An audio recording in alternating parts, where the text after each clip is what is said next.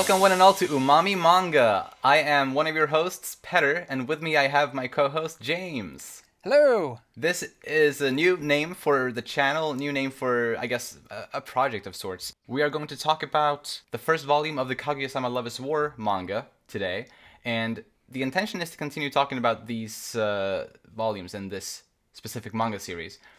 But who knows, we might talk about other manga as well in the future. But yes, that's basically what Umami Manga is going to be. We already have Titan Tea Time running on this channel. It's going to continue running like normal, our Attack on Titan manga podcast. So that one already exists. But yeah, it's just James and me as normal, talking about weeb stuff. The best kind of stuff. Yeah, Yes. No, so Umami Manga basically is just our new name for the channel in case we ever want to branch out to other types of manga besides Attack on Titan and Love is War. But for the time being, it's just these two.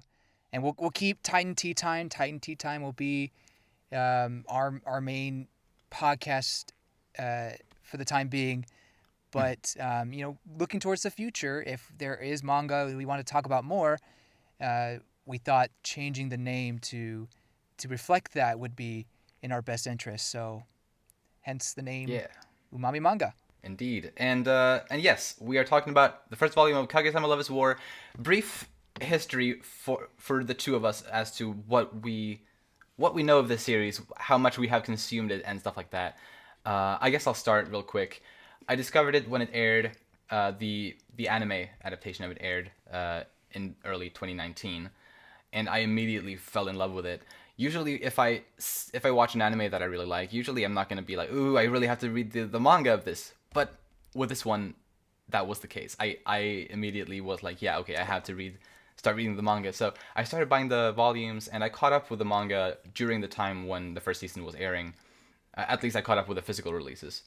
And then, I've kept reading it, and I loved the second season of the anime that came out earlier this year, and last month in November, I actually came to terms with the fact that this manga series has usurped Attack on Titan as my new favorite manga of all time. And that's saying a lot because I don't think, James, you didn't even know this.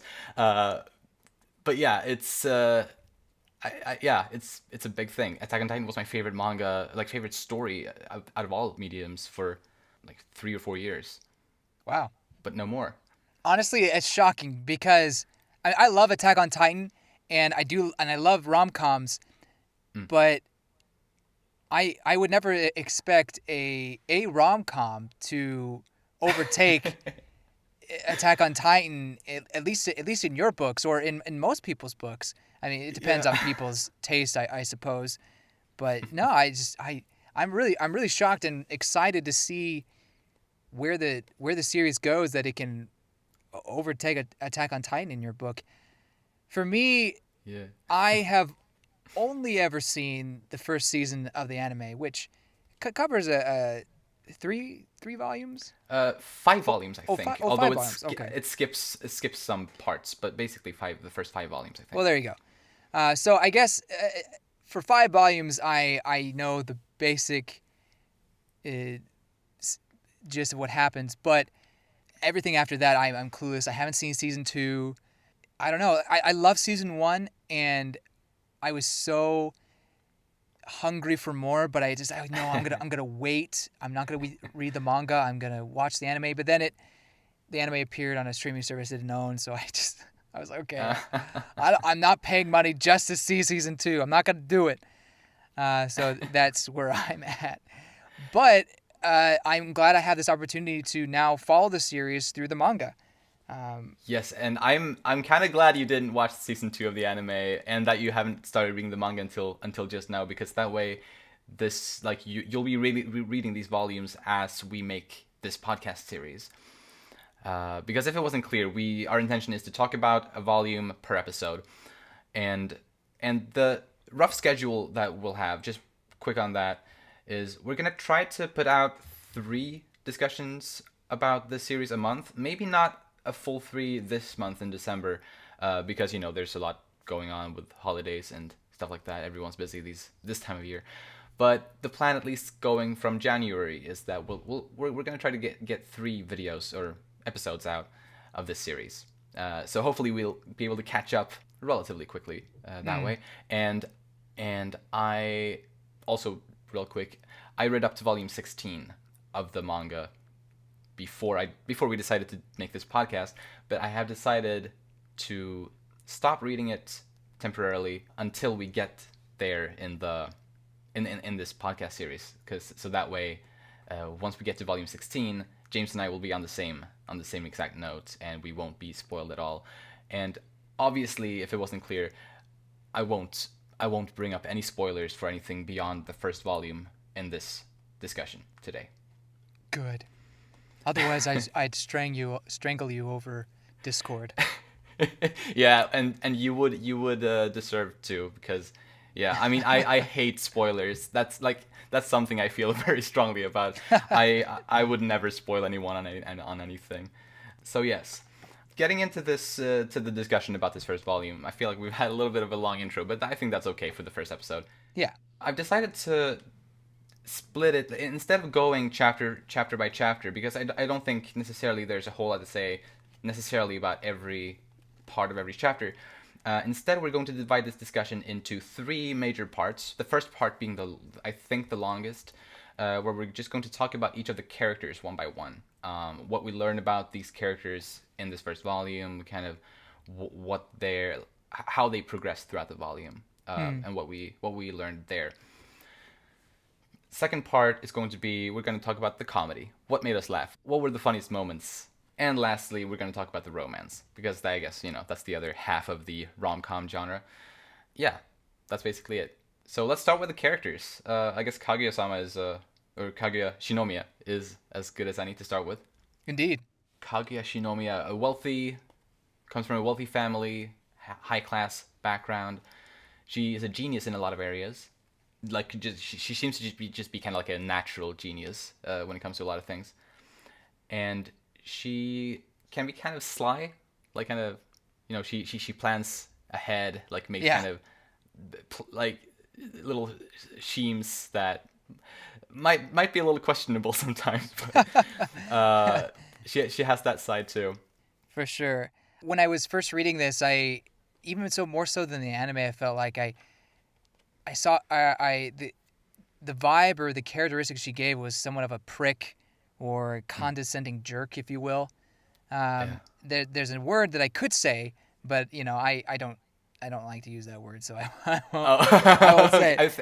But that's I think that's an accurate way to describe how she's portrayed at the beginning, at least in the first few pages. But as the chapters go on, you see more of her, lack of a better words, sweeter side. I know, absolutely. It's a kind of progression. And what I like about the way Akasaka, is that the author's name? Yes, Akasaka. It's a funny name. I know. Is that a pen name?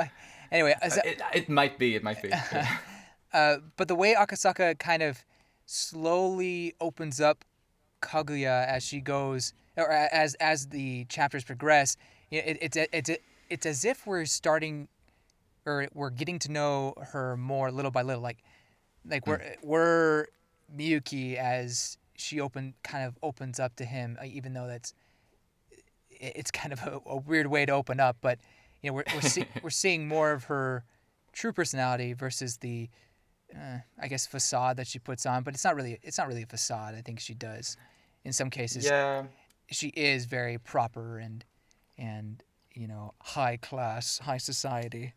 Absolutely. I mean, she definitely has a tendency to look down on people, because of, she feels a sense of superiority because of her background. Right. And I think with that, she definitely has a tendency to look down on people, which, not super cool, but it's understandable based on her history, Mm-hmm. Exactly. I was thinking the same thing. Like, basically, it's how she was raised. And you mentioned the part where she's kind of scheming. I agree. It kind of ties into the fact that she has this curiosity that, despite her intelligence, it kind of gets her not into trouble. Maybe trouble's the wrong word, but into precarious situations. The chapter where there's a cat in the engine, and she's able to walk. She's able to walk by herself for the first time outside. that, Yeah. I mean, she's curious about that, but it's kind of like her breaking out, her freedom, if you will. And the various other ones, the chapter where she wants to eat Miyuki's bento, and she's very curious of what that tastes like, and she Yeah. so I feel a lot of this is because of her curiosity and not or curiosity because of her sheltered life. She doesn't know some of the things of the world, if you will. Absolutely. Yeah. Totally. I think the chapter when she and Miyuki go to the movie theater, I think it becomes really clear in that chapter specifically that she is so out of touch with the world. Yeah, You know, she true, has very no true. idea how to like get movie tickets or how to use the movie ticket and like how to get a seat in the movie theater. Like all of those very basic things. Like it's her first time doing them, so understandably she struggles with it. But it really shows how out of touch with the world she is, and I think that's actually one thing. I think that that's one of the examples where you you can sort of see a little bit of the similarity between Kaguya Shinomiya and her namesake, Princess Kaguya, from The Tale of the Bamboo Cutter. Uh, Uh, and for those who don't know, The Tale of the Bamboo Cutter is an old Japanese like folktale, I guess. mhm. And I think, well, yeah, Kaguya-sama Love is War is like loosely based on it. Definitely, it's definitely its own thing, but there are like like sometimes you can draw some parallels between the two. Interesting. I didn't. I just thought it was just a name. I mean, I knew Kaguya was obviously the name from that Right. folklore, folktale, whatever. But I didn't realize there were some similarities between that story and this. But It's very, very, very like kind of discreet. And obviously Akasaka takes a lot of freedom. He definitely has made it into his own story. But there's actually some other names that also because I think Miyuki is also like that name is also from the Tale of the Bamboo Cutter. I think there's a like a grand oh, counselor called like Miyuki Otomo no Miyuki or something like that. hmm Like one of the one of Princess Kaguya's unwanted suitors. Obviously, he's not unwanted in Kaguya-sama Love is War, but yeah. Anyway, well, I'll definitely be looking for that more as we go, as I read through the volumes. I oh didn't yeah, I didn't think it'd be that big of a thing. but I don't think it is big really, but it's a small small thing, and I think Fujiwara is also a name from that. I think, but I also could be wrong. I'm no expert on that old hmm tale. But yeah. What I love about Kaguya is that she really has this really ugly side to her, kind of. You know how hmm she can, she will manipulate situations and even people to, Mm, to her advantage, and she will use her servants also to help make that easier. Like she's got Hayasaka, her closest yeah. like personal assistant, kind of, and like she will do anything for Kaguya, pretty much. Uh, but yeah, she has this like bad side to her, which I think just makes her really interesting, and she feels real because of it. Because she's not purely that, obviously. You hmm mentioned the chapter where she walks to school. That's my favorite chapter in this whole volume. I think in that chapter we get to really understand how lonely she feels because of, how her family has been treating her throughout her life and how her family still treats her. Yeah. No, I agree. There is that character depth that you find with Kaguya. She's just not all sweet. She's not all cunning and conniving, Yeah. lack of a better lack of a better word. Um, but she there's a balance there, and I don't know. I appreciate it. It makes her character more interesting rather than just being a girl who's head over heels for this council president. Right, yeah. Not to say she's head over heels for him right now. I think the Right. in basically from I guess I'm kind of taking my knowledge of the anime a little bit, but also just from volume one, I don't feel like she is totally like in love with him. Just that she's kind of like in the beginning phases of like at least by the end of the final chapter in this volume. I feel like. Right. Yeah, yeah. I mean, definitely. Like, I feel like there's several like situations in this manga where, or in this first volume, sorry, where it feels like it gets really close to some kind of confession between the two, but it ultimately doesn't quite get there. It's like a little bit of a tease more so. And I think, I don't know, in those scenes specifically, I feel like there's definitely a chemistry between them. I mean, there is. I think it's stated early on. I think in the very, very beginning of the volume that they started having these slight feelings, and then 6 months passed and nothing happened. Like neither of them did anything for the first 6 months of being, I guess, interested in each other. Right. So by the time when we get to like really into the manga, they've actually, I guess, been crushing on each other for half a year. But yeah, it's interesting, and I think honestly that's kind of relatable, that fact.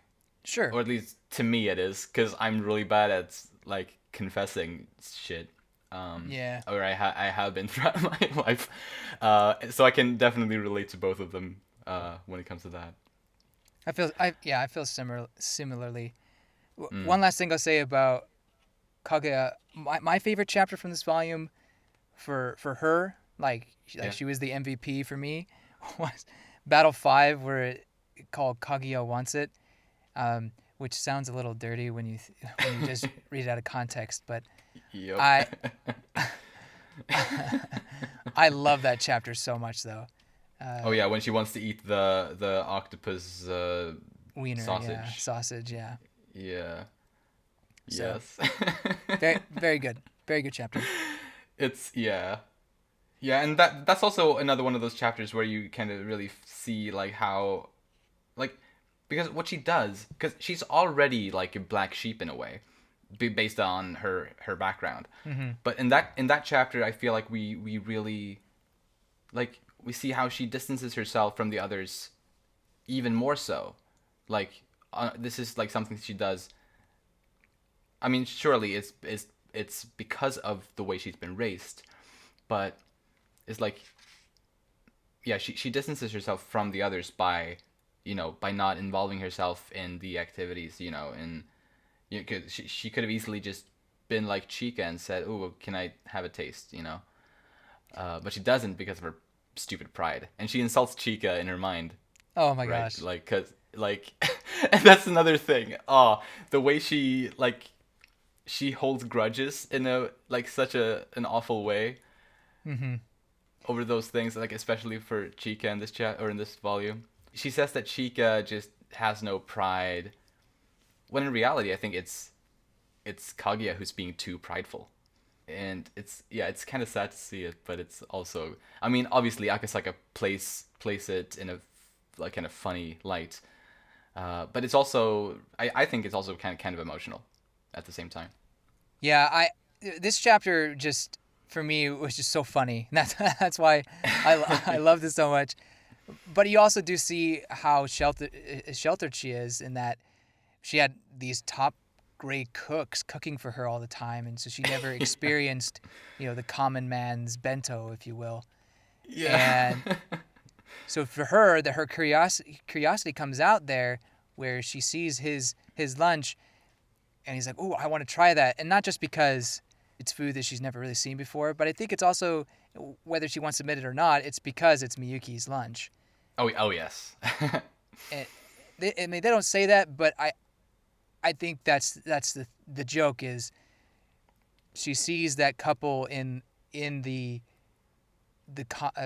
outside, feeding each other, and she's, "Oh, why would you do that? That's indecent." And then she automatically falls into that situation. Yeah. Basically saying that with love, it's not indecent. It's not, Yeah. Anyway, it makes sense. But I just love that Totally. chapter for a lot of the Yes. comedic purposes. Oh, for sure. So I guess moving on a little bit, one thing that was interesting to learn about Kaguya in this volume was that we learned that apparently she was even colder when she and Miyuki first met about a year before. Yeah. About a year before the main chunk of this volume takes place. Because in the first chapter, when they're having the battle about the movie tickets, in the very first chapter, like already in that chapter, which takes place in present day, it's pretty clear. We see, we get to learn just her basic character pretty well from the get go, that she is a pretty cold person. Like, she doesn't show emotions, or she doesn't show real emotions, and like, at least not most of the time. Well, I mean, I think she's trained herself, or she's been trained to not over emote or to get Yeah. too invested or passionate about something unless it's important for her high society reasons. But as even as this volume goes down, you'll see moments where she kind of breaks that character, where the almost like True. the real Kaguya comes out, and you see her, really happy, or you see her really upset, where in her at her home, that would probably not be acceptable to have that kind of Right. outbreak. And like, if she had like people superior to her around, Yeah, more like, so that. Yeah. like if she expressed those types of things in public or around family members, I suppose, it would just be outrageous. But it's interesting because, at least, the way I interpret it, like, she is painted up as this very cold person right from the get go in present day. But then we learn that a year before this, apparently she was even colder than that, and that's like, ooh boy. But then it's also implied that she has warmed up over the time that she's known Miyuki, and I think that's important. Love can change people. Oh yes, for the better and for the worst. Yeah. Yeah, for sure. But I think this is good. So yeah, I think that's beautiful.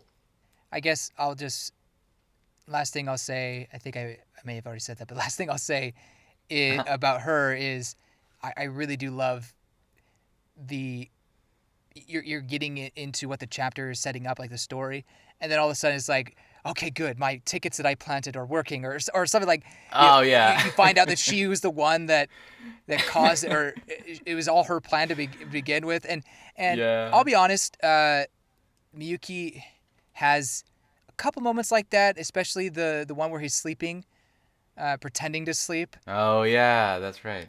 He has like a couple of those moments, at least in this volume. But Kaguya has many more, and Oh yeah, absolutely. it's pretty amazing. Yeah, and there's a difference too. Like, Kaguya plans things out like days in advance for True. like this little Yeah. scheme, and Miyuki probably just thought of it kind of when he was sitting there in the chair, like, Yeah. okay, I'm gonna pretend to sleep now, and like, to hope maybe she will confess to me. So like, but yeah, they're similar, but still like kind of on different levels. Yeah. Yeah. Oh, it's so funny though. Yeah. Like, when you realize Miyuki was actually not sleeping, and like and the fact that he faked having like the rapid eye movement sleep, he faked that. It's like, that's amazing. Actually, I said before that I thought that's something that Miyuki must have, like, or probably just thought of in the moment to just do that thing, to pretend to sleep. But thinking now about like the rapid eye movement thing, I imagine that maybe that's something he like needed to practice to do, like, realistically, accurately, possibly. And then in that, if that's the case, then he would have also been planning that out for some time. I don't know, maybe. It's obviously it doesn't really matter. And we can't really get an answer to it. But I just thought of it. Anything more about Kaguya, or do we want to move on to the man? I think I'm ready to move on. Miyuki Sirogane. As I said, also another name from the Tale of the Bamboo Cutter, although obviously not as prominent of a character as Princess Kaguya. So let's see, what do we learn about Miyuki? I mean, I know he's hardworking and a brilliant studier, and I appreciate all that. I really do. But he's just a dork over his head, man. Like, he has this facade that he's all put together, but he doesn't understand, or he hasn't figured out anything really. Like, he's struggling just like any high schooler or any person, but he has to put up this facade that he's all well put together and knows what he's doing with his life. Exactly. That's kind of what I was sort of getting at with the REM sleep thing. I feel like he is the type of person who, like, nothing comes naturally to him. He needs to practice everything, like, outrageous amounts in order to get good at it, which he does, and that's why he gets the best grades in the school, or in his grade at least. But nothing comes naturally to him, unlike Kaguya, who's like a natural genius in like most areas, pretty much. Right. And that's what's so amazing about him. He is a work addict, and that's not good for him, but he works enough to make up for the fact that he's not a natural at anything. Which, it's not an uncommon trope. I think you do see that, especially in a lot of rom-coms lately. You'll see the main character who has the harem or whatever. It will be this guy who's incredibly hardworking and does so hard to at his studies, but he's really not that smart. I think Miyuki's smart, but it's more his intelligence comes from studying incredibly hard, and that's I've seen that in quite a few rom-coms. Not all of them, but quite a few. So that part is not necessarily unique, but I think what makes Miyuki different is the way he breaks down and the way he tries to fool other people into thinking that he knows everything, or that he is not knows everything is the wrong word, but that he is a natural born genius. Right. I like you remind me when you talk about that. It makes me think of when he more or less is forced to give love advice to Oh my gosh. this guy who comes to the student council. that is my favorite chapter for him. I probably agree. Battle 6, Miyuki Sirogane wants to hide his ignorance. Yeah. Oh gosh, I love that so much. And my heart. I know we already talked about Kaguya, but her commentary there, the straight man commentary from her, was so on point. I loved it so much, and she had a really cute moment in that chapter. But I think for me, Miyuki's still the star of that chapter for me. Absolutely. Oh yes, absolutely. It's his chapter. Miyuki's also like incredibly like insecure. You know, whenever there's a battle between Kaguya and Miyuki, and we get to see their thoughts as well as their words, it's so obvious that he is so insecure about what to do and how to deal with it, and like how to beat Kaguya at this war of love. That's another interesting part of his character. And we learned that, well, obviously he's the president of the student council, so he spends a lot of time being an administrator for the school in a way.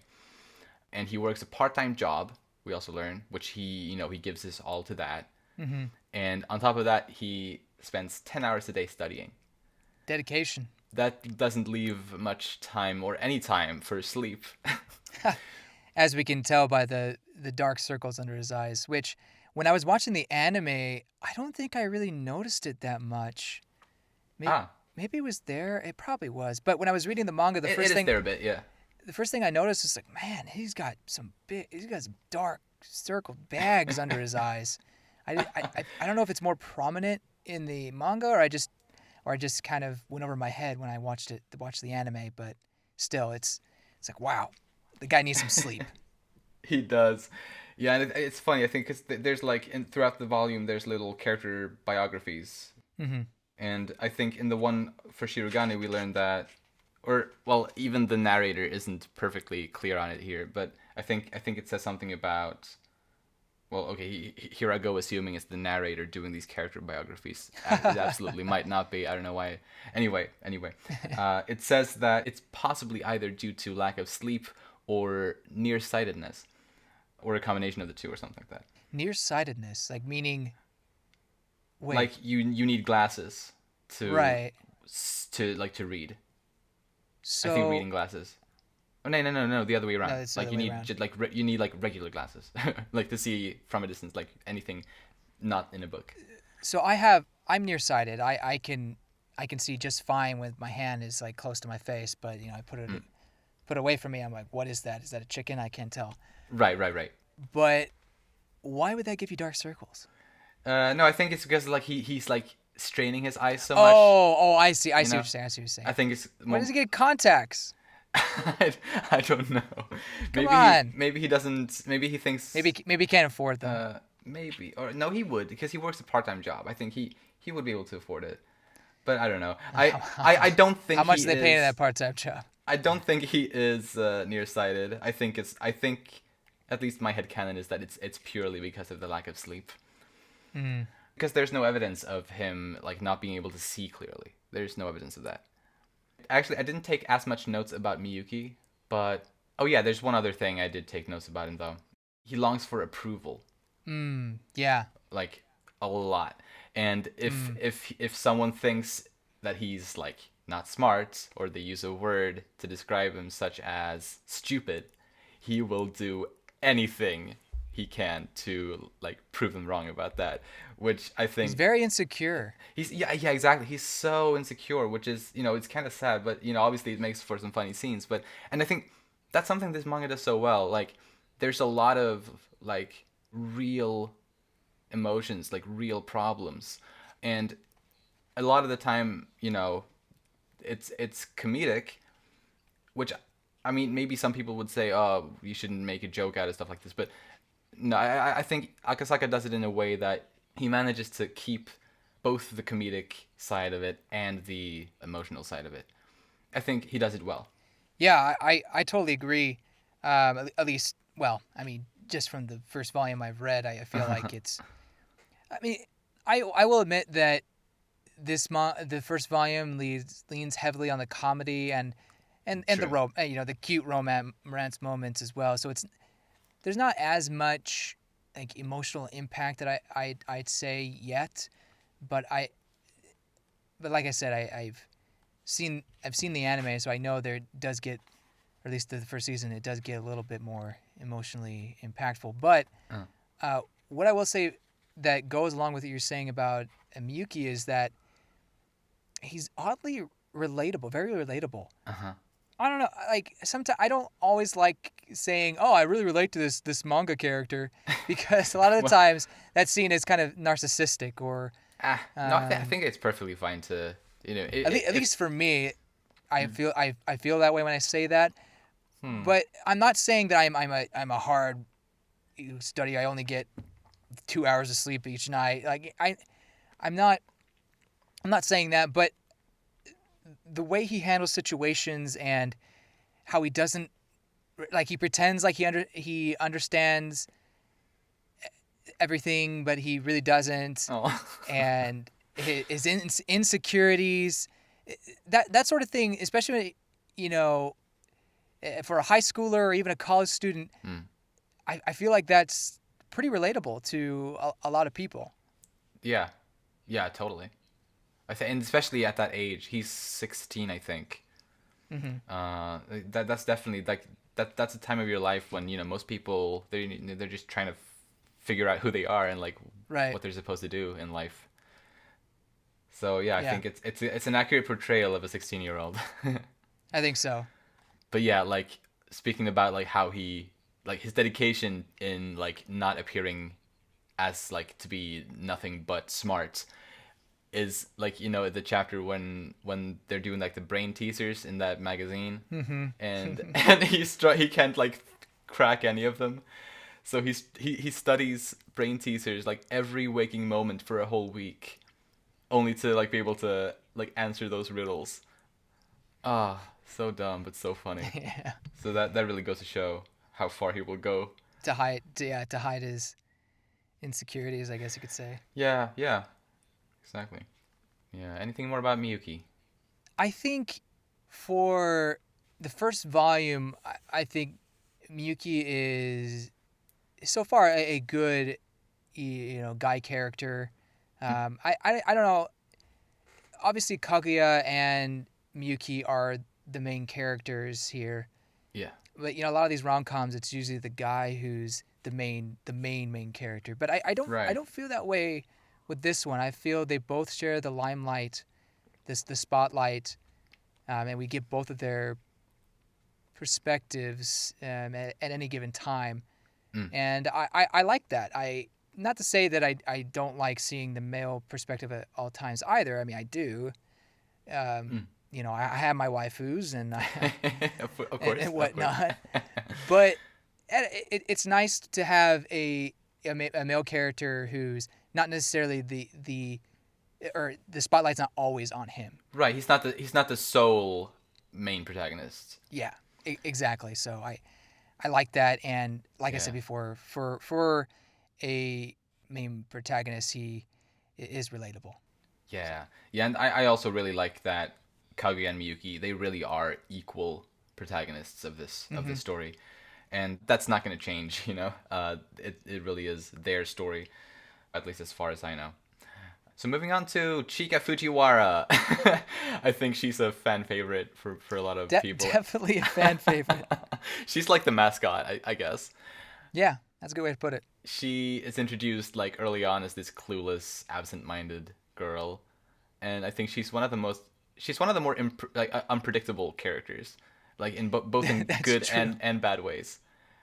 Because I feel like there's definitely like situations where her presence completely just messes up Kaguya's and Miyuki's, whatever progress they have going. Schemes. Yeah, or their schemes, whatever they're doing. But there's also scenes they'll use her too, like at least okay. try to. Yeah. At least Kaguya does. Yeah. Oh my god. But Chika, obviously she can also, actually help them along. Like, the end of the Kaguya wants to eat it or whatever it was called. Yeah. When she, she treats Kaguya to one of Miyuki's octopus sausages, which is super super sweet. Yeah. But yeah, I love the like unpredictability of her character. Right. She's cute. She's adorable. She's very, I had a word but it didn't escape my head. I don't know. Just very sweet. And when I watched the anime, I struggled to say if she was my favorite character or not.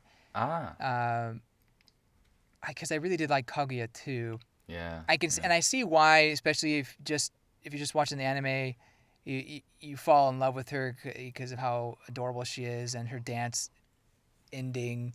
That was a meme for. Still is a oh meme. my god, I love the effort they put into that ending of episode 3. Yeah, it's so good, and it's amazing. We've had famous Japanese idols dance to that. We've had the voice actress dance to that song. It's her dance was very very popular. Oh yes.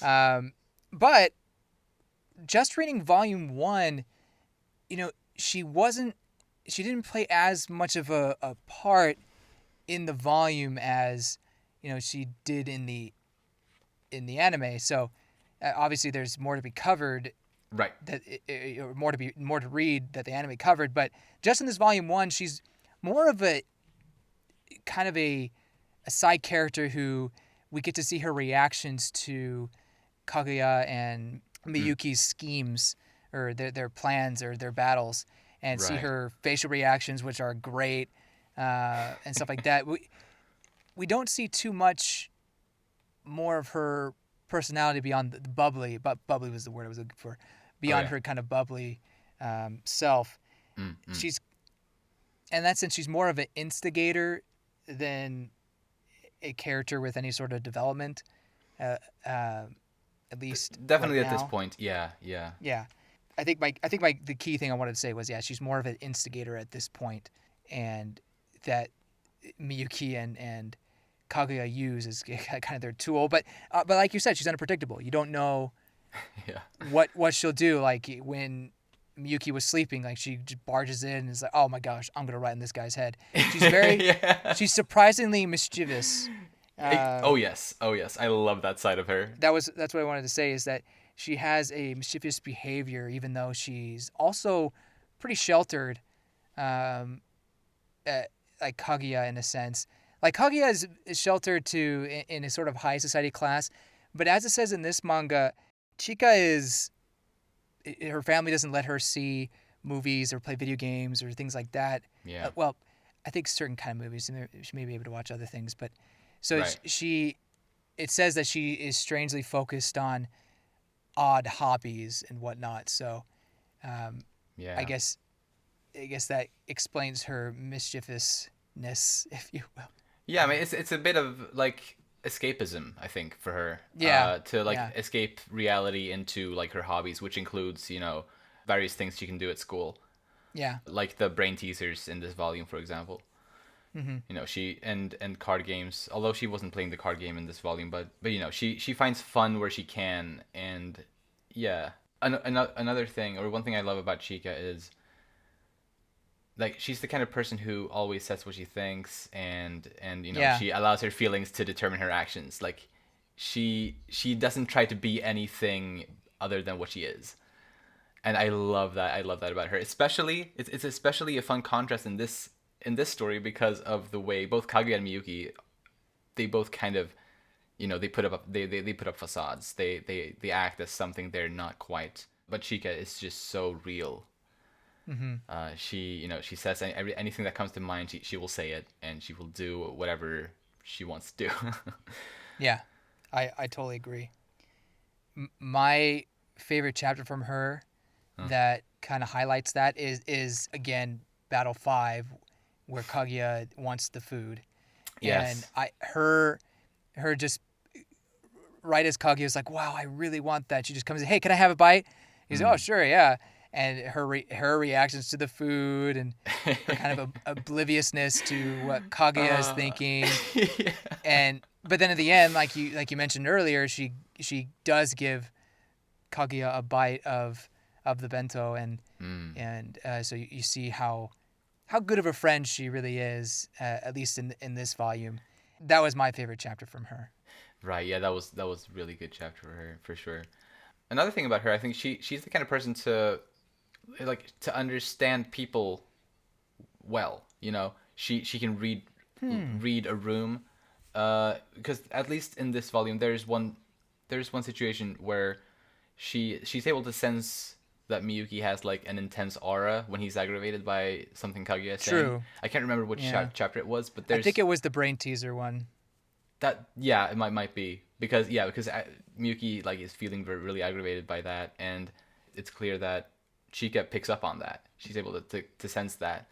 That's a fair point, but she's also pretty oblivious when it comes to their mind games. At least in this volume, maybe True. later on she No, that's a good point. catches on a little more. But I think she does have that blissfully unaware of what's really going on kind of attitude. Yeah, and that's right. I think that's fine. But I do agree that she is able to sense people's feelings, like if someone is upset or if someone is aggravated or something like that. I do think she can kind of sense that. But then again, like the battle where they're trying to decide where to go for summer. Oh yes. She was just kind of in the middle of the conversation. It wasn't really giving too much thought on to why they were going back and forth like this, and then she was just kind of the punchline at the end. So I think that was kind of more of a show of her obliviousness to, you know, their little battle they were waging. But it was still really funny. Oh yeah, I feel like maybe this plays into her like unpredictability, like the fact that sometimes she definitely is very oblivious, as you said, but other times she can be super like observant and really be able to understand things that aren't clear necessarily. That's a good point. But speaking of that chapter where they go, or where they discuss like where to go on summer vacation, like in the beginning of that chapter, she's the one who like initiates it, like, and like, you know, she's the one who suggests that they should go somewhere for summer, if I recall. And she says the most profound thing there. She says, "If you just sit around, we'll graduate without having done anything." Which obviously hits home. Obviously hits home for both Miyuki and Kaguya. But it's like, I feel like whether it's intentional or not, I feel like Chika is kind of the philosopher of the group in a way. Obviously, you know, it's probably not intentional a lot of the time, but she can say some very like she has some words of wisdom sometimes that just slip out, and I really enjoy that. I agree, and it goes to show that you don't really know what to expect from her. I won't say it just because in good faith of our series, but there's a moment in the anime where I was just so surprised that she did that. I was like, I am shocked right now. Oh yeah. This is not the Chika. What? Yes. What? And unpredictable. Anyway, unpredictable. I can't wait to get that into the manga. I can't wait to see it. Yes. But anywho, I agree that she can have those moments where she seems to be the only one who has things figured out, kind of like, Yeah. or she doesn't let it bother her, but she'll just randomly say something that's insightful, or you know, something that Kaguya and Yuki need to hear. You know what I mean? Absolutely. Yeah. And it's things, it's stuff that anyone like would benefit from knowing, regardless. To True. like just don't just sit around. Like do whatever you want to do. It's like yeah, I can probably I probably needed that myself. Maybe like sometimes it's good stuff. I one more thing I'll say about Chika is, at least in volume 1, Mm. she behaves. I know she was an instigator. I said that, but one of the thing I feel like is she behaves more as a punchline or a Mm. joke character, rather than someone who's adding something to the narrative. And not to say like she's a Sasha. She's not a Sasha. And Sasha even had Sasha from Attack on Titan. I should probably reference that. She's not a Sasha in she was purely made for comedic purposes, and then she had like a little bit of an arc. Right. I mean, this is a comedy, so obviously these characters are there for comedic purposes. Mm. But I mean, she's not Sasha's levels of you know just there for comedy. But Right. I do think, at least in this volume, she really just there to say the punchline, or to be the straight man, or to have these facial reactions, Mm. with a little bit of word of wisdom, like you mentioned. Right. But again, I'm sure as we go on, we'll see more of her and stuff like that. But right now, she's just kind of just a comedic instigator. Yeah, for sure. She starts off pretty simple, while still having a bit of depth to her. Like basically the stuff we talked about here, which I think is enough for the first volume. For a character like her. Right. Yeah, I agree.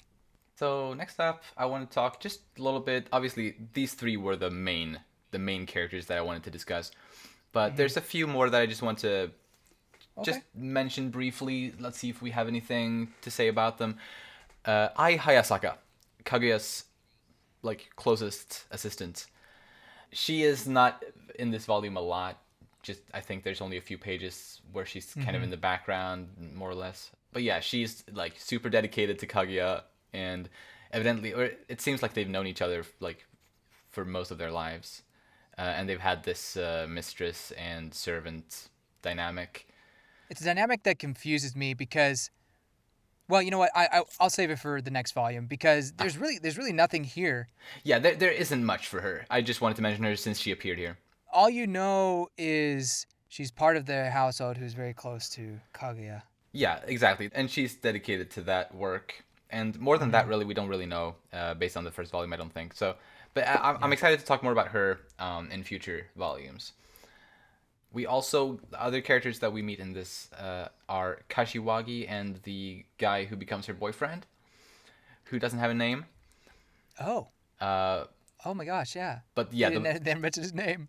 yeah, he doesn't have an. I don't think he ever gets a name, at least not as far as I'm Really? aware. As far as I'm aware. Wow. But obviously, well, yeah. Wait, how can they be a main character, or not a main character, but like a character worth bringing up if we never interesting. He's just Kashiwagi's boyfriend.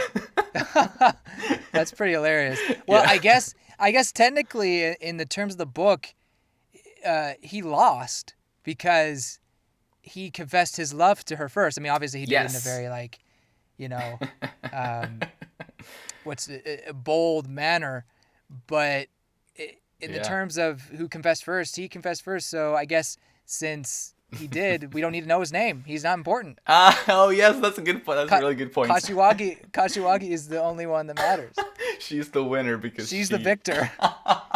Oh my god, that's hilarious. It's the Kashiwagi couple. No, Yes. honestly, I really like. She's not a main character. Oh my gosh, stupid phone. Sorry, it's. Oh, it's all right. Put up my flashlight. Anyway, um, she's obviously not a main character, or at least a level of Chika and Right. Hayasaka, but Hayasaka or whatever. Yeah, Hayasaka. Yeah.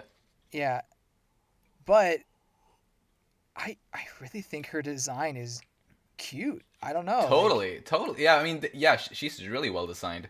But yeah, she doesn't really have a character in this. Like, well, she is a character, but she doesn't get any personality or anything in this first volume. We get to see her boyfriend a bit, obviously, or the guy who becomes her boyfriend. But even him, it's not. There's There's probably not too much to talk about there necessarily.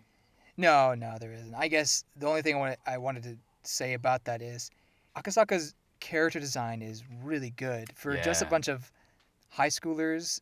I mean, it's also the way he draws the eyes, that's just different from some other mangaka. Mm, But and the hairstyles are pretty good too. definitely. He does a really good job of making the girls really cute. Oh, I agree 100%. So even Kashiwagi, who's not a main character, yeah, it's like, wow. I mean, that's waifu material right there. Totally. I'm sure there's multiple fans that have her as their waifu. There's probably fans of her. I'm sure that, yeah. Anyway, Okay, so there's two other characters, very extremely minor ones. Sorry, I burped. oh, Um, extremely minor ones that I want to touch on very, very quickly just because they're there.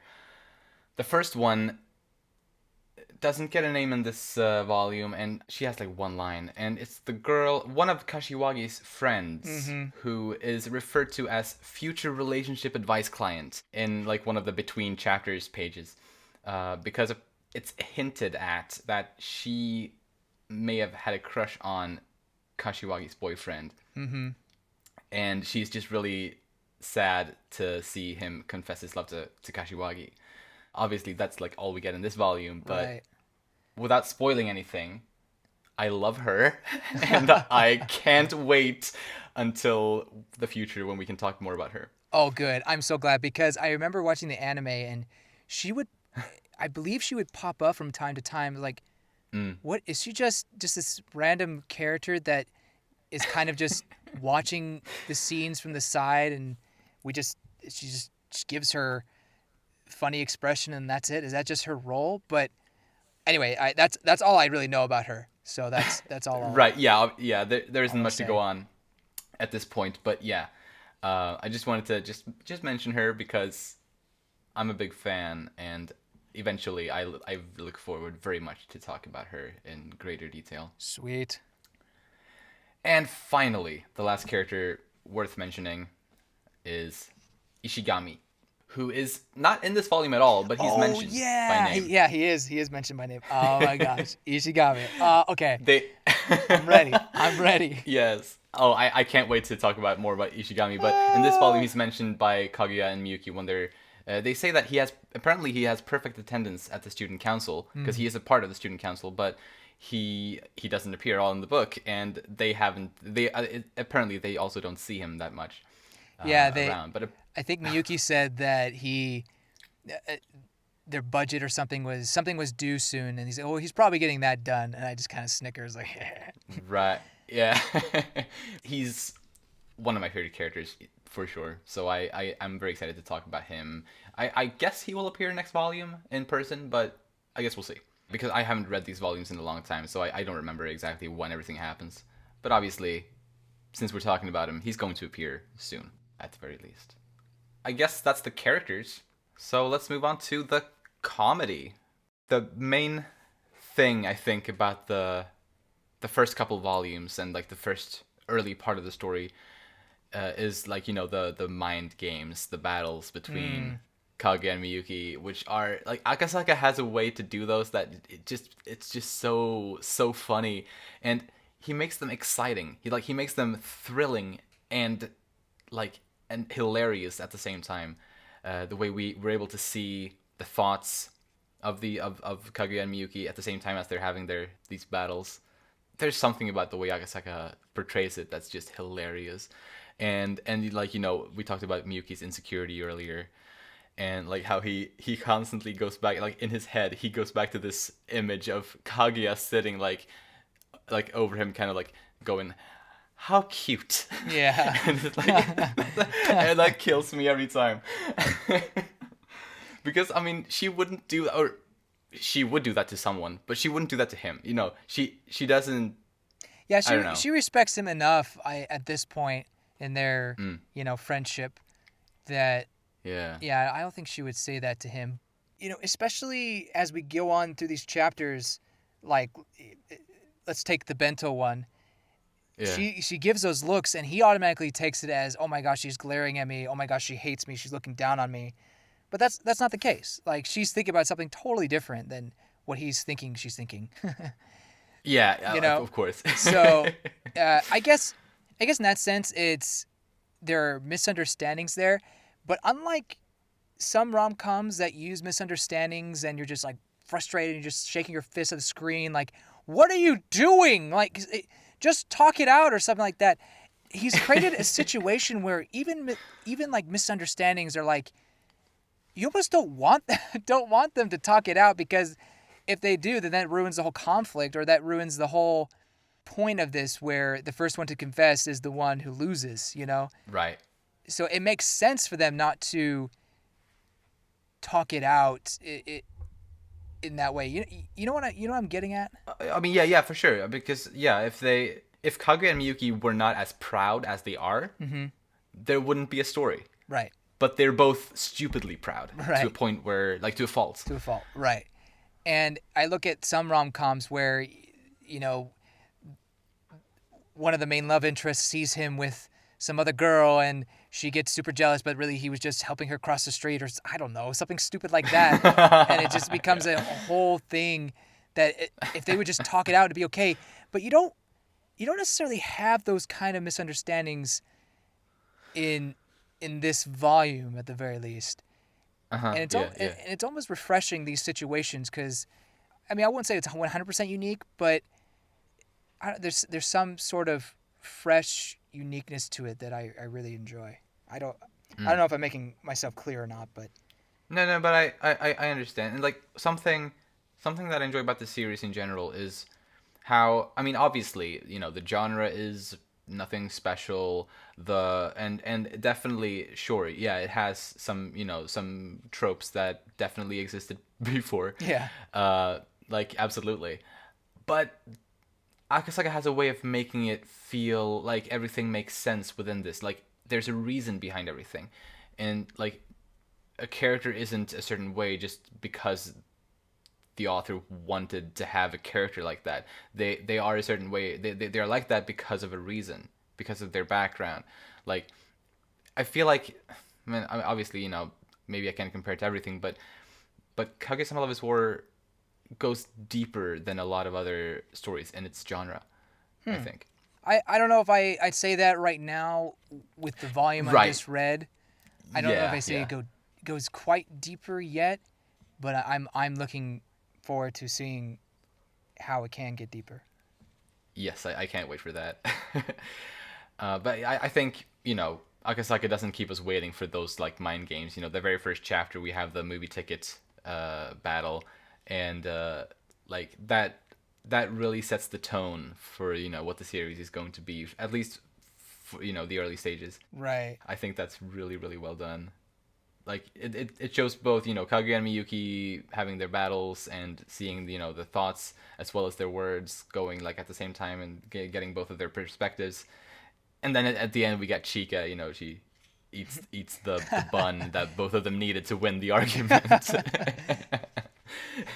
So it really just gives a good gives the reader a good idea of who these three characters are. Yeah.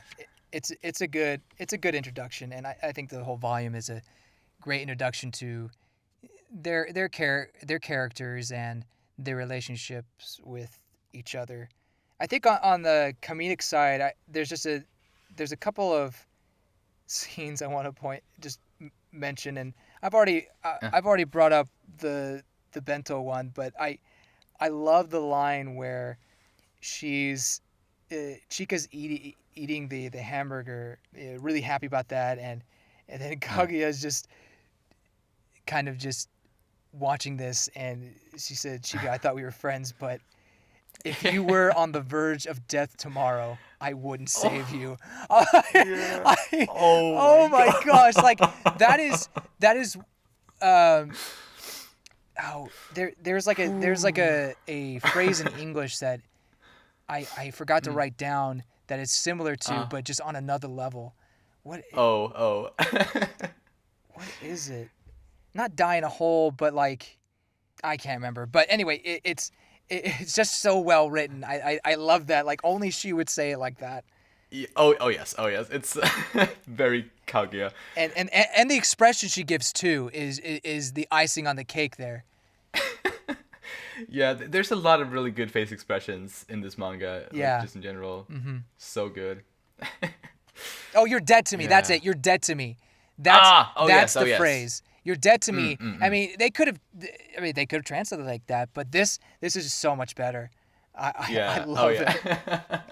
And then there's one more scene where there's another facial. I mean, her facial expressions are just good that whole chapter. But the chapter where they're talking about where to go for summer student council trip. She, she's thinking like the beach is perfect, and then suddenly Chika has the thought, oh man, my last year's swimsuit is not gonna fit me. I need to buy a new one. Yes. But her face when Chika says that is. I love that face. I wish the text bubble wasn't there because that is such a good face. Yes. My word, it's so good. It's amazing. That chapter is probably one of the funniest chapters in my opinion, just because of like the 180 turn that both Kaguya and Miyuki That's true. Do. They start. Miyuki wants to go to the mountains and Kaguya wants to go to the ocean, and by the end of it, they have the complete opposite. Once on I can't believe he forgot he was afraid of bugs. Like well, he forgot that there were a lot of bugs in the mountain, I guess. Well, I misspoke. Not forgot that he was afraid of bugs, but forgot that there were bugs in the mountains. Like, come on, man. and Kaguya, I mean, I feel her. I understand where she's coming from. Yeah. She wants to show off her herself in the bathing suit or swimsuit for Miyuki, but then she realizes Kaguya's got the tank. Not Kaguya, Chika has the tank. Yeah. Oh my god. My cheeks ache because I just smiled too much thinking of this. I mean, it's pretty basic really at its core, but it's I don't know, the way the turnaround happens and just it's so funny. I agree. Oh boy. And I one other comedy moment I'll bring up is the love advice where Miyuki gives love advice is so great because Kaguya is obviously listening in on the whole thing, and she's giving her straight man commentary, and that's hilarious as well. Yeah. And he's just clueless about it all, and then it works. Like of all things, it works. His love advice actually got him a girlfriend. Like that was pretty great. But I think my favorite part of that was when he starts listing the reasons or the qualities that Kaguya has, and yes. Oh yes. That's a really good moment. But it made funny by the fact that he's like, crap, I just noticed her because her hair is just kind of hanging out there through the door. Yeah. Like mid ramble. That's really cute. But also really funny. And that was also like an important moment, also like in a serious way, because he thought that Kaguya was, mad at him. True. Yeah. And when she heard that, she I think she needed to hear that, because I think that helped improve their relationship a bit. For sure. Like in the chapters that came after that.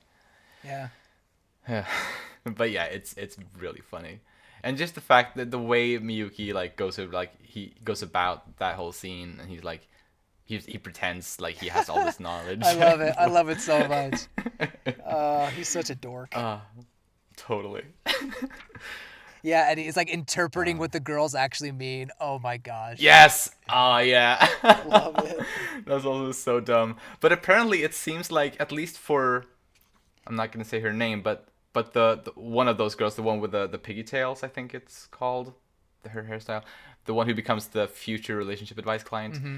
Apparently, she does supposedly at least have some kind of feelings for him. Yeah, like I think, I think there's some truth in what Miyuki was saying about they mean the opposite. Not entirely, but some, especially younger people will, well, even adults will tease the people that they like.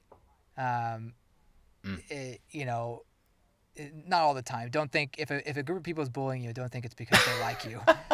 Yeah. Don't think that. Don't get the wrong idea. Don't get the wrong idea. But sometimes, at least in I remember in high school, or actually more like in middle school, Yeah. people would tease each other because they liked each other. Yeah, for sure. Anyway, it's just a very comedic way of going about it, and obviously Kaguya's like, you got to be kidding me, or that's not what's happening. Or isn't that a bit optimistic? Yeah. Yeah, her comments there are gold. Yeah. And another thing that always makes me laugh is, when a character thinks a certain way, but they say like the opposite thing. And, often it's like, when, the strong contrast in what Kaguya or Miyuki say compared to what they feel. I think that's usually really funny, and most of the time it's conveyed by just seeing their thoughts at the same time as we hear their words, sort of.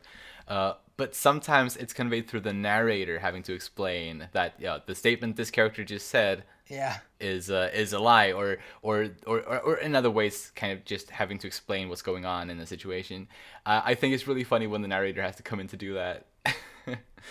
I think when Miyuki's sleeping, or he's pretending to sleep, and Kaguya, like at the beginning of that chapter, it looks like Kaguya just goes out to him and just sweetly just kind of checks if he's sleeping. But then the narrator comes in and says, "Oh, this is not what it looks like. Kaguya is actually checking what kind of state of sleep he is in, so that she could maybe trick him into confessing his love."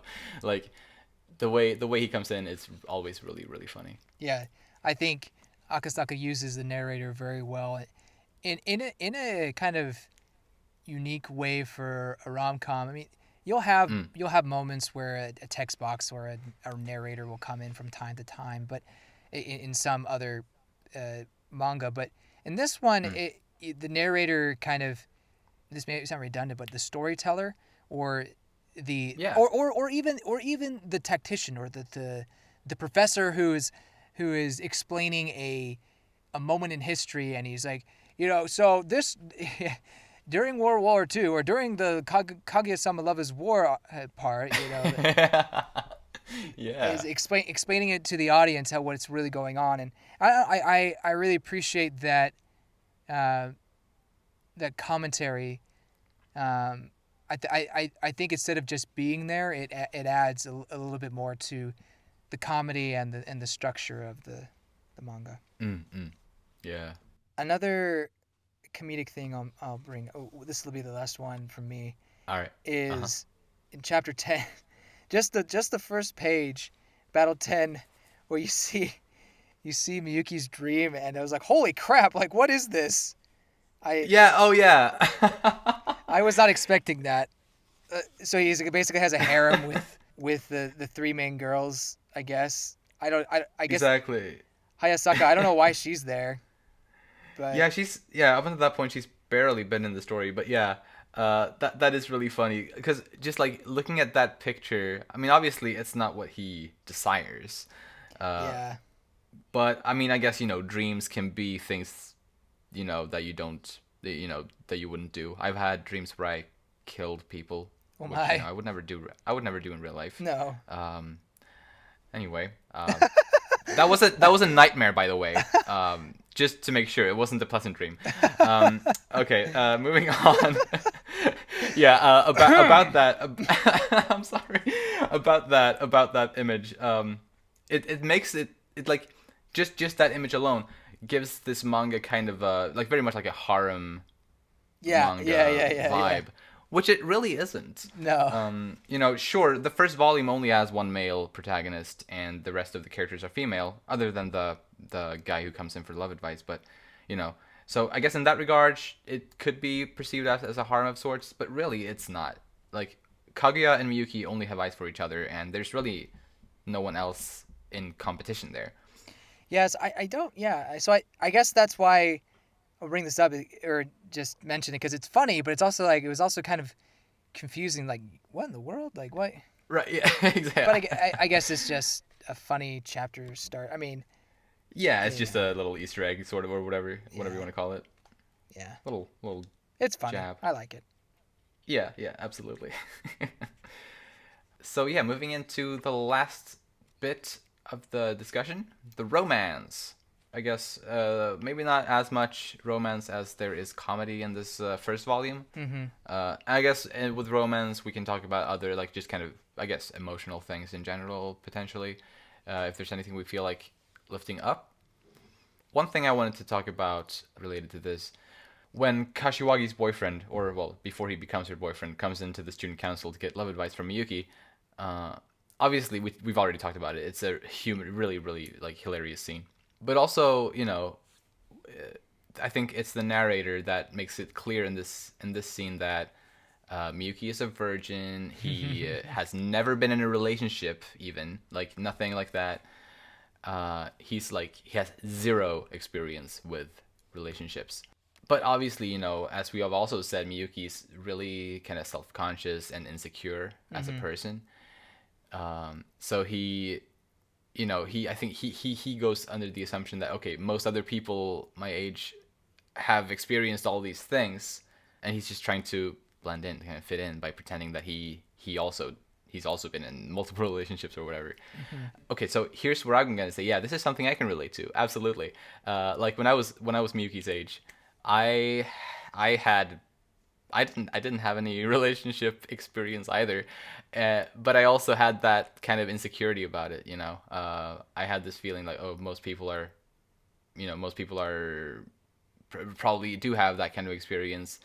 But being older now, thinking back, I don't think most people probably didn't at least have sexual experience.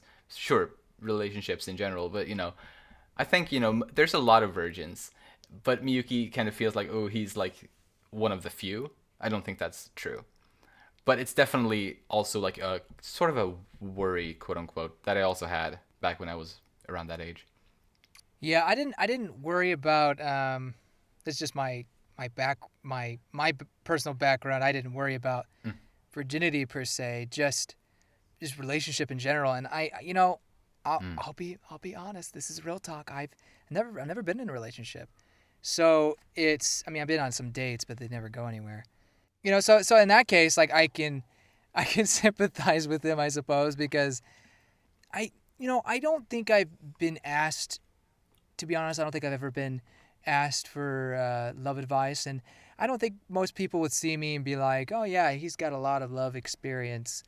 I don't think that, but I still feel like I'm behind everyone else who has like these experience in love where I don't really. So I can yeah I can relate to that in that sense, but I think it shows his innocence and kind of makes this yeah. romance that much more special per se. Absolutely. Oh yes, and I think it's safe to assume Kaguya has zero experience as well. Oh yeah. I mean, Like for it's sure. not stated outright in this volume, but just based on the hints we get, she has an extremely sheltered upbringing and just her naivety when it comes to all of these things. I think it's very safe to assume she is in the same boat as Miyuki. I agree. But yeah, I mean, I've only ever been in one serious relationship really. I'm not like I don't have a lot going on either. Been single for uh quite a couple of years now. But anyway, Don't worry, I got my anime figures to keep me company. It's okay. yes, I mean I do too. They're right there on the shelf looking at me. Beautiful. Oh my god. um what else do we got? Oh yeah, Kaguya and Miyuki play 20 questions, or well, it becomes 10 questions. That was a good moment. That's one of those moments where I was talking about earlier. There's a few moments where it feels like they're so close to confessing, and that's definitely one of those. And it's just like Akasaka has this way of making these like really hilarious moments, also super exciting and like thrilling. I'm like on the edge of my seat reading these like comedic scenes, and I think it is exciting just because of the fact that they're so close to maybe doing something, and it makes me root for them so much because I know, like, I'm rooting for them to confess their love for each other, because I know if they did, they'd be so happy together, and that's all I want for these characters because I care for them so much. But then ultimately, obviously, it's just a tease. It's too early for a confession at this point. Yeah. It's just the first volume. Yeah. But yeah, I really really enjoyed those types of moments. Yeah, that was a really good moment, and the fact that it was a fake out too at the end, I was like, oh, that's clever. I'm also really glad that Miyuki caught on to it. Like, I want them to confess too, and I don't know. Actually, okay. Let me throw out this question. Who do you want to confess first? Ooh, that is a good question. Which team are you on? Team Kaguya or Team Miyuki? I would probably want. Okay, I'm gonna say I would prefer for Kaguya to confess first. Oh, okay. Because she's already so high and mighty, kind of. True. And so I think if she would be the one to confess first, hypothetically, then maybe the power dynamic would be more equal. If, like, assuming the rules are as they're explained on the first page, then I'm gonna have to go with Kaguya. How about you? So that makes you Team Miyuki then, right? I guess so. Because you want Miyuki to win, I guess, right? Yeah, let's say that, yeah. Okay. Oh, gosh, this is hard. I mean, the cop-out answer is I want them to confess at the same time. Ha! But yeah, that's kind of messy because what they be talking over each other? I don't think so. I guess they could send a text at the same time. But that's lame. Come on. Okay. Oh, this is really hard. I asked the question. I don't even know. I think I want, as much as I would love Kaguya to come to grips and humble herself to confess. I wonder if the only way it's going to happen is if Miyuki does it. I don't know, but I guess that's different than saying which one I want. You know what? I'm just gonna. I'll take the opposite side. I'll just to make it interesting. I'll say I'm on Team Kaguya, and I want Miyuki to confess first, just because one I guess I agree that they have a great relationship, but I wouldn't mind Miyuki taking the lead there. But I do see your side of the view, your point of view as well. So I mean, who knows? By the more we go, I might switch over to your side. But for now, I'm on Team Kaguya. Nice. So listening, if you guys are listening, well, if you guys are listening, of course you're listening.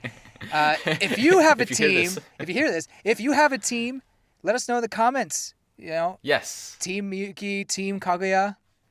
Let's go. Let's get a war going on, a faction. Yes. And also, if you can help it, please no spoilers in the comments. Oh yeah. Would very much appreciate that if anyone's read ahead. That's probably a good thing to bring up. We should definitely keep this up for as we're reading, especially for you, to see if you change sides over the course of the volumes or the first couple of volumes here. I'm very interested in that. Yeah. Going back to that scene, the 10 questions scene. No, I thought it was, it was so close for them to having confession, and it was probably one of my favorite moments of Kaguya's cute face. But then it's just like it's a fake out because it's not, obviously she was trying to confuse him or lull him into into the trap. So cunning, so devious. But I love it. It's so good. It's still kind of endearing because it's devious, but it's not really harmful. Like it's a tad manipulative. Using that making that kind of faces.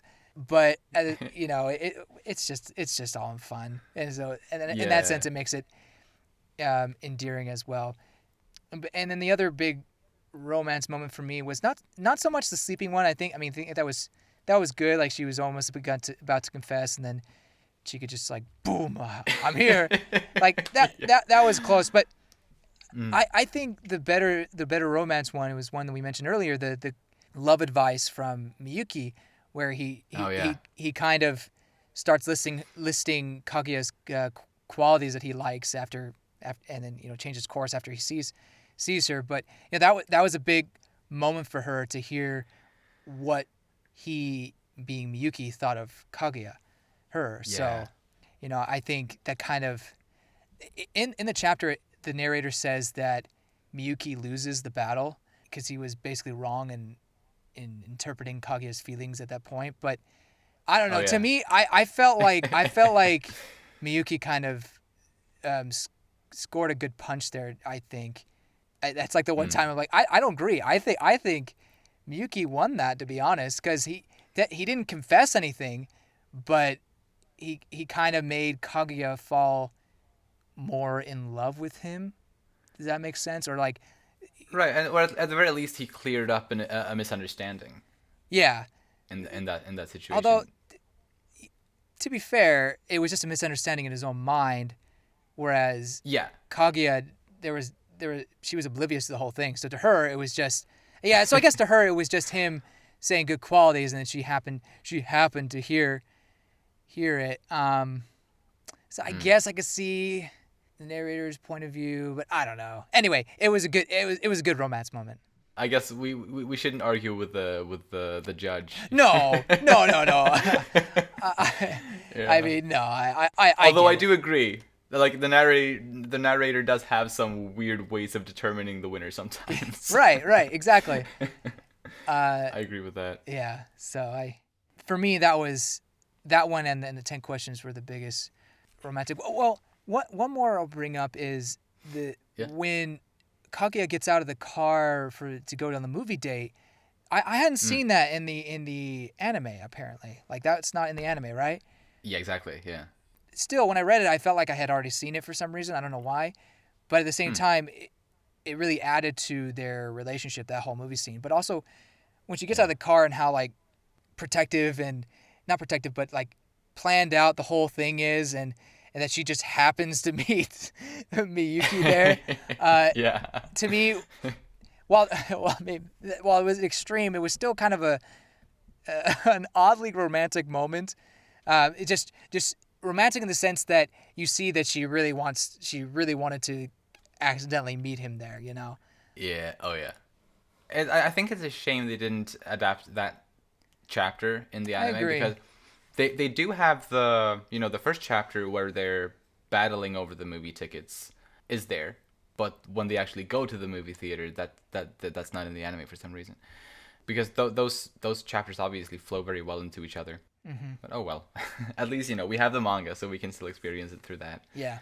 And that said, though, I think the anime is amazing. I love the anime, but sometimes it takes things a little bit out of order or skips things, but it's still good.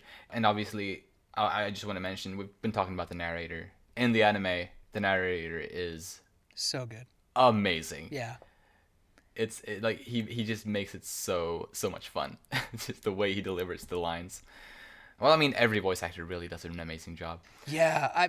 Can I just gush over? I know everyone Yes. loves Chika's voice actress. I mean, she's very cute when she Oh does, yeah. but I love Kaguya's voice actress a lot. She's amazing. Oh my god. Like some of her the line deliveries, even if they're just like the smallest ones, are so good. I won't say it because I think it's in later volume, but there's just one liner that she says that is just so good in the way she says it. Oh well, Yeah. take the part where she says, if you were on the verge of death, I wouldn't save you. Yeah. She delivers that line incredibly well. So anyway, Yeah. so yeah. She has such good range, like that voice actress. Yeah. Like she can do these really dark, kind of disturbing lines, deliver them with such, like you really feel. how awful that is, really. Then at the same time, she can also do these like really like kind of like happy-go-lucky kind of Giddy. things, Hmm. like giddy, yeah, like it's really really cool. Like it's almost like you don't recognize the voice, but obviously you can obviously you know it's the same person, but like it's such like she can deliver such different tones, Hmm. and I think obviously that's crucial for the character of Kaguya. So I think she's a perfect cast for that. Yep. Agree. My last little thing I wanted to mention briefly on the romance side of things is I guess just the way I can relate to Kaguya and Miyuki's pride. I guess obviously they are exaggerations. I'm also awful at, or at least throughout my life, I have on multiple occasions been awful at admitting or confessing to crushes that I've had, and I can so relate to that because I think it's also in my case it's been a bit to a degree at least about like some sense of pride. Like it's like Hmm. if I'm turned down, it would be as if my pride would just be diminished to nothing. I've kind of had that mentality about it throughout most of my life, Yeah. especially when I was younger, but probably still to a degree. So, and obviously that's the whole kind of premise of the early part of the manga here. Is it so? I mean I've felt the same way in my life, but is that really the worry for them? Is that they'll get turned down, or is it just No, if you no, if well, you it's not. confess, then you're considered the loser? Then the person who is Mm. confessed to is the one who controls the relationship or whatever. Right. Yeah. Obviously, it's different, but it's still based in pride. Yeah. You Yeah. know. But I mean, you're right. It's a different. It's for a different reason, but it's still, yeah, it's a pride thing, which And maybe that's what he's going for is, instead of taking the whole afraid of rejection there, with pride, like he's taking the uh, afraid of being the loser kind of right. kind of Yeah, yeah. It's a fresh take in that regard because I feel like the fear of rejection is the more obvious route, hmm I guess, that an author would take. So I guess that's one thing that makes this manga a bit more unique. yeah. And also when you talk like mangas and animes that there's a lot of manga and anime that have like these 3D chess level mind games sort of, but I don't think any of them are a romantic comedy like this one. Like usually they're like Death Note and like those types of genres. Yeah, or it's just a even those ones where it's just kind of a game, like they play a game and it's Mm. funny. Like those are Oh, more oh yeah. those are more like slice of lives. It's more focused on comedy. You don't really have like a mind game romance.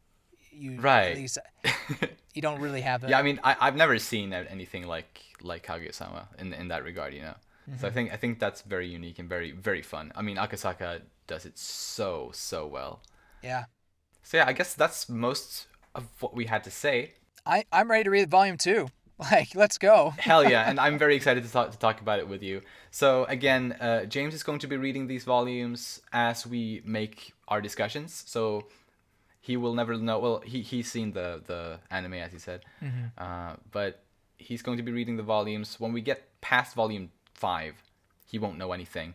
When we get past volume 16 or 15, well, I've read volume 16. So when we get past, well, when we get to that, I also won't know anything. So, and I can't wait for that. First of all, it's gonna be a lot of fun. It's a little bit painful, holding on to some information that I just can't talk about. But at the same time, I would never, because I despise spoilers.